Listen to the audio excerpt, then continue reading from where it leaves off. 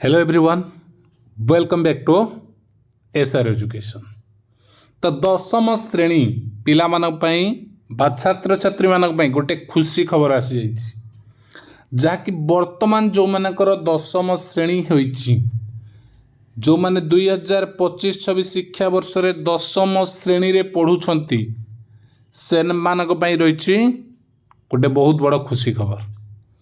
तो कौन रही आम डिटेल्स आलोचना करिबा। तो कौन रही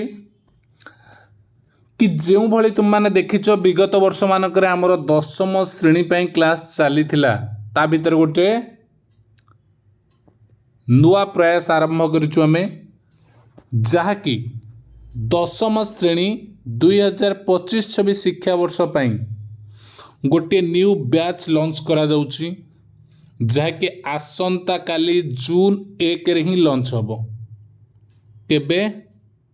जून 1 रे। बैच रो ना सुनिला पोरे तुम मानकर मन रे गोटे प्रश्न सांगे सांग पळे आसुची, सारे बैच हबो माने पेमेंट दवा पड़िबो,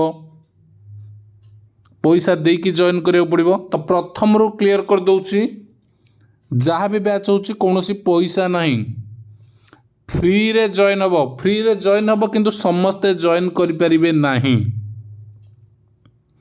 तार किछि लिमिट रहिबो आ किछि क्राइटेरिया रहिबो।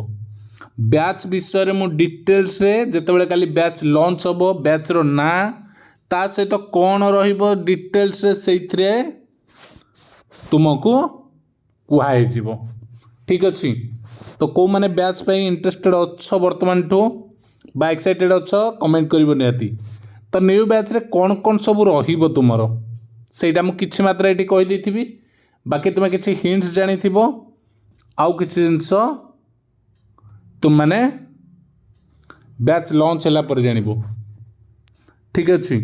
तो प्रथम कथा अछि देखो 2025-26 शिक्षा वर्ष रे हमर टारगेट 90% रु अधिक 90% प्लस मार्क आनिबा पाई ही आमे टारगेट रखिकी से बैच करा जिवो।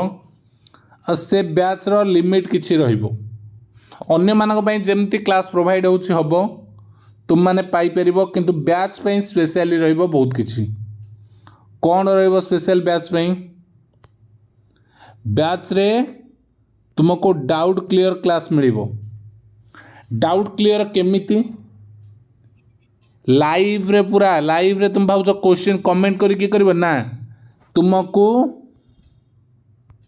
गूगल मीट रे मिलिबो लाइव पूरा तुम्हें फेस देखिबो, वॉइस पूरा फ्रंट फ्रंट कहिबो, तुमरो डाउट कहिबो तार आंसर सेठी पाइबो। से सिस्टम रहिबो सेथरे बैच रे। आ बैच रो लिमिट रहिबो ओनली 30%। ओनली 30% रहिबो बैच रो लिमिट। एटा कारण एटा स्पेशल बैच।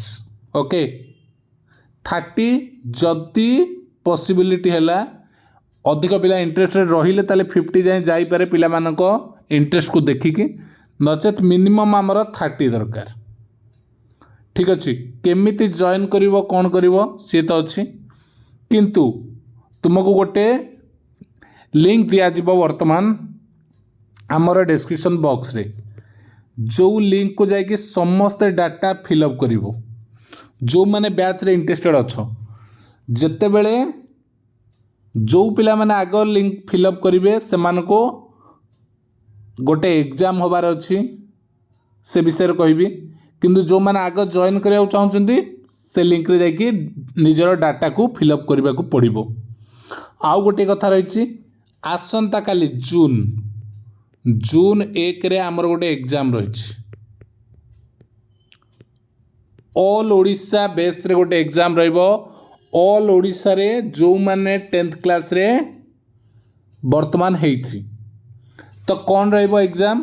तो मैथ रे तुमर रहिछि फर्स्ट चैप्टर, मैथ रो first chapter, science first chapter, English first chapter,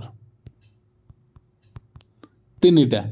यही तीनिटा चैप्टर तुम रहिबो 30 मार्क रो क्वेश्चन, 30 मार्क रो इंग्लिश 10 मार्क, मैथ रहिबो 10 मार्क, साइंस एससीपी 5 एसीएल 5।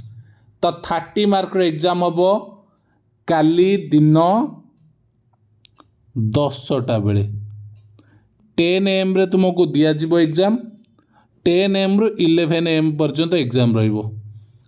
ठीक अच्छे ऑनलाइन मोड रे रहिबो, तुम मानक ऑप्शन थिबो, ऑप्शन तुमको क्लिक करने को पड़ो। ठीक अच्छे जो मैंने एथिरे हाईएस्ट मार्क रखिबे से अनुसार तुम रिजल्ट मध्य पब्लिश हो आ से मानक भितर किछि पिला मध्य बैच रे ऐड करा जिवो। ठीक अच्छे तो एग्जाम विषय जानि पारले एग्जाम केमती काली हबो, तो काली दिन 10टा 10 AM रे 10 AM रे रहिबो एग्जाम, 11 AM पर्यंत। 11 AM पर आ खोलिबो नाही से लिंक, जो मान कोड तुमको मिलिबो लिंक ना आमर टेलीग्राम ग्रुप रे। तो टेलीग्राम ग्रुप रो लिंकटा मुझे डिस्क्रिप्शन बॉक्स रे दे देछि, तुम माने जॉइन कर जिवो, बाकी डाटा सेठी मध्ये अपडेट हो जिवो। Okay thank you.